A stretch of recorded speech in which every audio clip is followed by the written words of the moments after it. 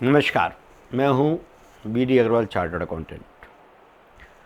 आज हम चर्चा करेंगे व्यापारी के द्वारा या करदाता के द्वारा खातों को रखना, उसको मेंटेन करना। खाता वही, जैसे हम देखते हैं आजकल जब फाइनेंस बिल आता है, बजट आता है, हमारी वित्त मंत्री लाल बही खाता लेके आती है। हमारा जो पुराना ट्रेडिशनल सिस्टम है उसके अंदर सब लोग अपनी किताबें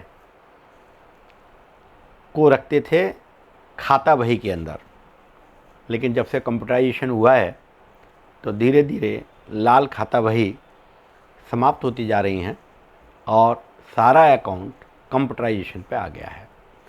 तो ये खाता वही रखनी है, तो खाता वही किसने रखनी है, ये इनकम टैक्स में डिफ़ाइन किया हुआ है।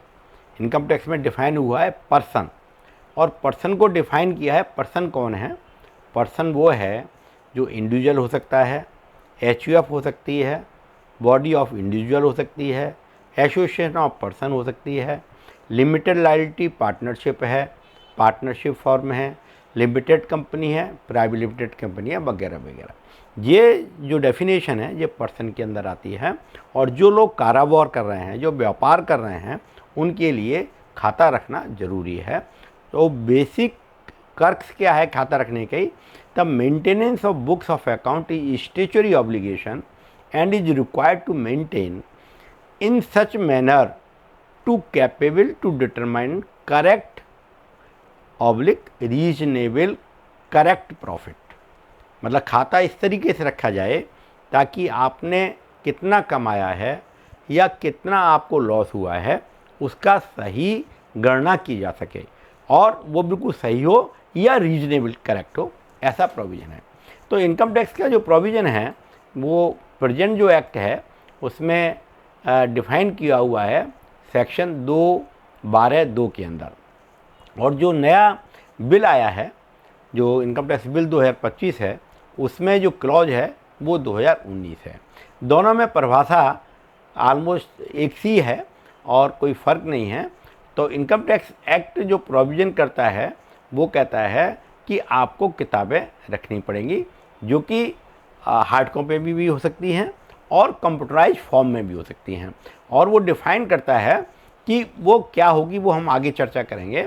और जो कंपनीज एक्ट है, कंपनी एक्ट के अंदर जो बुक्स ऑफ अकाउंट्स को डिफ़ाइन किया है वो उसमें बताया गया है कि the salient feature for maintenance of books account under the companies act 2013 are capable to record all sum so money received और expended, all sales and purchases so made and cost purchase of the assets and liability of the company.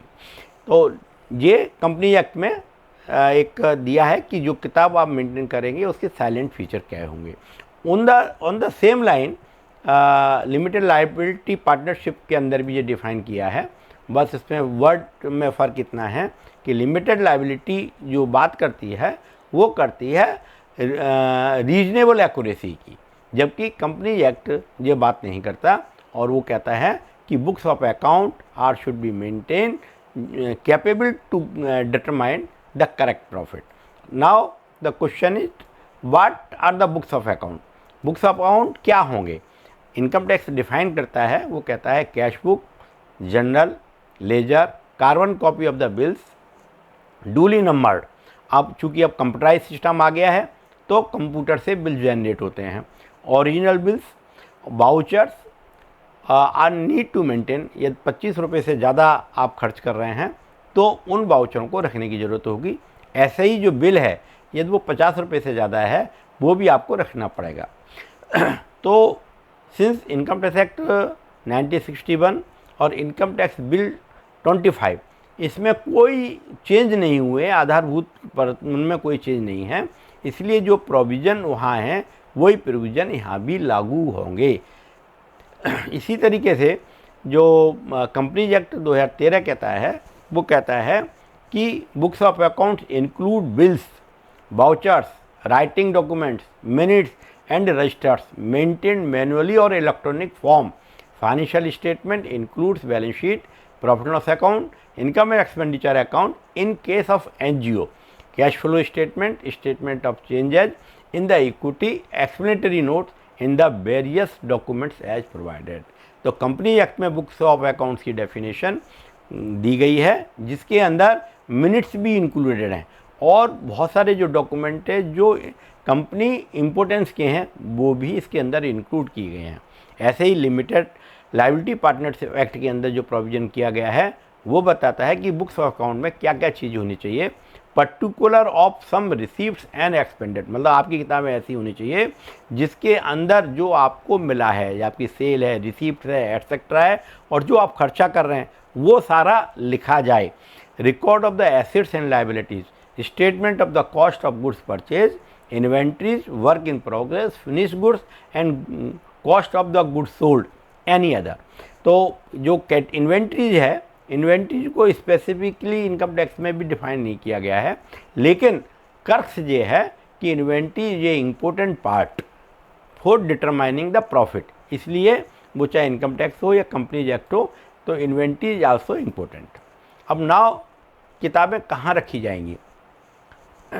Income tax act ये provide करता है कि किताबें आपको वहाँ रखनी चाहिए जहाँ आपका प्रिंसिपल बिजनेस और प्लेस है, और कंपनी एक्ट ये प्रोवाइड करता है कि आपको किताबें वहाँ रखनी चाहिए जहाँ आपका रजिस्टर्ड ऑफिस है या और अन्य जगह जहाँ बोर्ड ऑफ डायरेक्टर्स इसको परमिट करते हों।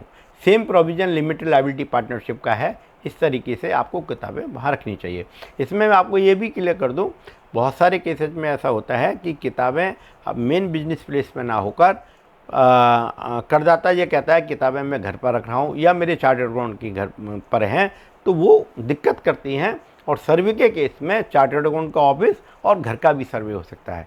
इसलिए ये ध्यान रखने की बात है कि बुक्स ऑफ अकाउंट आपके मेन बिजनेस प्लेस में रखनी चाहिए या जैसे भी स्पेसिफाइड हो। अब किताबें कितने साल तक के लिए हमें रखना चाहिए, क्योंकि ईयर टू ईयर रिकॉर्ड बढ़ता चला जा रहा है, तो after all there is a limit to keep. तो इनकम टैक्स एक्ट ये प्रोवाइड करता है कि आपको 6 साल की किताबें रखनी पड़ेंगी from the end of the financial year. इसका मतलब ये हुआ कि ऑल प्रैक्टिकल पर्पजेज आपको 7 साल तक की किताबें, वाउचर्स, बिल सब रखने पड़ेंगे। और कंपनी एक्ट प्रोवाइड करता है कि आपको 8 साल की किताबें, वाउचर, बिल, जो रेलेवेंट चीज़ें वो रखनी पड़ेंगी। इसी तरीके से जो लिमिटेड लायबिलिटी पार्टनरशिप एक्ट है उसके अंदर भी इसका व्यवस्था 8 वर्ष की है। तो इस तरीके से आपको किताबें रखनी पड़ेगी। सवाल ये है, नेक्स्ट इशू ये आता है कि ये किताबें किसने मेंटेन करनी हैं। तो जैसे मैंने पहले भी बताया था कि ये किताबें उसने रखनी है जो व्यापार कर रहा है, जो पर्सन है, और पर्सन की डेफिनेशन आगे दे रखी है। तो section 44A of the income tax act ये प्रोवाइड करता है कि वो लोग जिनकी आमदनी 1,25,000 रुपये पर साल और जिसकी टर्नओवर 10 लाख रुपए साल की है पिछले 3 सालों में, in any of 3 immediately preceding year, मतलब 3 साल के अंदर किसी भी साल में यदि आपकी आमदनी 1.25 लाख रुपए की या 10 लाख रुपए की टर्नओवर है तो आपको किताबें रखनी पड़ेंगी। यदि आपका नया बिजनेस है और आपको ये उम्मीद है कि आपकी आमदनी 1.25 लाख रुपए से ज़्यादा और 10 लाख रुपए से ज़्यादा टर्नओवर होगी तो आपको किताबें रखने की ज़रूरत होगी। अब गवर्नमेंट ने जो छोटे व्यापारी हैं उनके लिए एक प्रोविज़न रखा है कि जिसको हम प्रेजेंटिव असेसमेंट कहते हैं, और प्रेजेंटिव असेसमेंट जो इनकम टैक्स में है वो section 44AD, 44ADA, 44AE, 44BB and 44BBB, ये इसके अंदर प्रेजेंटिव असेसमेंट का प्रोविज़न है। सेक्शन 44AD ये कहता है कि आप व्यापार कर रहे हैं, एलिजिबल बिजनेस कर रहे हैं और आपकी टर्नओवर 1 करोड़ है, 1 करोड़ है, तो आपको ऑडिट की दरकार नहीं होगी, और उसमें यदि आपका प्रॉफिट 8% का आता है टर्नओवर का, तो आपको किताबें रखने की दरकार नहीं है। मतलब मुझे बुक्स ऑफ अकाउंट रखने की ज़रूरत नहीं है यदि मैं अपने टर्नओवर का 8% प्रॉफिट दिखाता हूँ और उस पर टैक्स दे देता हूँ। इसी तरीके से अपना यदि मेरे सारे ट्रांजैक्शन बैंक से हैं और जैसा एक्ट में प्रोविज़न है और मेरा प्रॉफिट 6% का है, तो अभी मुझे किताबें रखने की दरकार नहीं है। यदि आपके ट्रांजैक्शन कैश में भी हैं 95% तक इसमें प्रोविज़न क्या है, यदि 95% तक मेरा सारे बैंक से ट्रांजैक्शन हैं तो मुझे स्पेशल रिबेट है और उसमें 6% मेरी आय पर यदि है तो ठीक है, लेकिन यदि मेरे ट्रांजैक्शन 95% से कम बैंक के थ्रू हैं तो मेरा प्रॉफिट की 8% है। तो इस तरीके से ये गवर्नमेंट का प्रयास है कि सारे ट्रांजैक्शन बैंक के थ्रू हो और इस तरीके से 2% प्रॉफिट उसमें कम किया गया है। और सेक्शन 48DA ये रिलेट करता है प्रोफेशन के लिए, जिसके अंदर यदि आपकी ग्रॉस रिसीव 50 लाख है और आप 50% प्रॉफिट दिखाते हैं तो आपको किताबें रखने की दरकार नहीं है। इसी तरीके से आप ये ट्रांसपोर्टर हैं और यदि आपके पास हैवी व्हीकल हैं तो हैवी व्हीकल जो कौन सा हैवी व्हीकल होगा जिसका वज़न 12 टन से ज़्यादा है, और यदि आपको 10 व्हीकल हैं आप मान लो, तो आपको 1000 रुपये पर टन पर व्हीकल, मतलब 10 टन है तो 1000 रुपये पर टन पर मंथ, मतलब 12 टन का आपका व्हीकल है तो 1,20,000 रुपये हो गया। इस तरीके से व्हीकल के हिसाब से प्रेजेंटिव असेसमेंट में आएगा और किताबें रखने की ज़रूरत नहीं है। और आपके लाइट व्हीकल हैं तो उसमें 7,500 रुपये पर मंथ के हिसाब से प्रेजेंटिव टैक्स है और इसमें रेगुलर बुक्स ऑफ अकाउंट रखने की ज़रूरत नहीं है। फिर उनका जब किताबें नहीं है तो ऑडिट नहीं होगा। इसी तरीके से जो नॉन रेजिडेंट हैं, नॉन रेजिडेंट के अंदर सेक्शन 44B जो कि शिपिंग बिजनेस से संबंधित है, 44BA operation of aircraft, 44BB business of providing the services और facility including supply of the plant and machinery for prospecting extraction and production of the mineral oils, और 44BB business of the civil construction और erection और testing और commissioning of plant and machinery in connection with a turnkey power project approved by the central government. इन 4 category के अंदर आपको किताबें रखने की ज़रूरत नहीं है यदि आपका प्रॉफिट जो कि स्पेसिफाइड किया गया है in case of section 44B shipping business 7.5%, in case of operation of aircraft section 44BA 5%, in case of section 44BB 10% business providing the services of facilities 10% of the profit। इसी तरीके से section 44BB relating the business of civil construction और erection that is 10%। तो इस तरीके से यदि आपका प्रॉफिट है इन कैटेगरी के अंदर तो आपको किताबें रखने की ज़रूरत नहीं है। यदि आपका प्रॉफिट इससे कम आता है तो आपको किताबें रखने की ज़रूरत पड़ेगी। इंडिविजुअल और एचयूएफ के केस में किताबें रखने की दरकार जब ज़रूरत होगी जब आपको इनकम 2.5 लाख रुपए और टर्नओवर 25 लाख रुपए है, जो कि ऊपर मैंने बताया था। इसमें इनकम 1.25 लाख रुपए इन अदर देन इंडिविजुअल और एचयूएफ और टर्नओवर 10 लाख रुपए है। तो ये इंडिविजुअल और एचयूएफ के लिए है। यदि आपकी पार्टनरशिप फर्म में और वगैरह हैं तो उसमें वो लिमिट अप्लाई होगी जो मैंने पहले बताया है। बोर्ड को पावर है वो इसको अलग तरीके से डिफाइन कर सकते हैं, टाइम टू टाइम सर्कुलर दे सकते हैं। और प्रोफेशनल कौन होगा, हु इज़ द प्रोफेशनल, उसको भी डिफाइन किया गया है। प्रोफेशनल के अंदर इंक्लूड करते हैं legal, medical, engineering, architecture, accountancy, technical consultancy, interior decoration, information technology और कंपनी सेक्रेटरी और any other profession as notified by the board, जो कि मैंने आपको बताया। तो इस तरीके से जो स्पेसिफाइड प्रोफेशन है और बिजनेस है, जब हमें किताबें कौन सी किताब रखनी पड़ेंगी, क्या क्या रखना होगा, वो मैंने व्यवस्था बताई। अब किताबें तो रख ली, आपने मेंटेन कर ली, लेकिन अब सरकार चाहती है कि आपका ऑडिट भी हो। अब ऑडिट का क्या प्रोविज़न है? Tax audit. इनकम टैक्स में एक प्रोविज़न है टैक्स ऑडिट। टैक्स ऑडिट के अंदर क्या है, यदि आपकी टर्नओवर 1 करोड़ रुपये से ज़्यादा है तो आपको टैक्स ऑडिट कराना होगा, और यदि आपके सारे ट्रांजैक्शंस बैंक के थ्रू हैं 95% तक, तो आपकी ये लिमिट 10 करोड़ रुपये तक है। तो 10 करोड़ से ज़्यादा होने पर आपको टैक्स की ज़रूरत है, अदरवाइज टैक्स ऑडिट कराने की ज़रूरत नहीं है। जैसे मैंने प्रेजेंटिव असेसमेंट में बताया, यदि आपका प्रॉफिट मार्जिन जैसा है 6%, 8%, 50%, यदि उससे कम है तो आपको टैक्स ऑडिट की दरकार है, अदरवाइज टैक्स ऑडिट कराने की दरकार नहीं है। अब there are the statutory audit also under the companies act and limited partnership act. Companies act के अंदर आप कंपनी का कोई भी प्रॉफिट हो, कुछ भी हो, उसका ऑडिट कराना ज़रूरी है।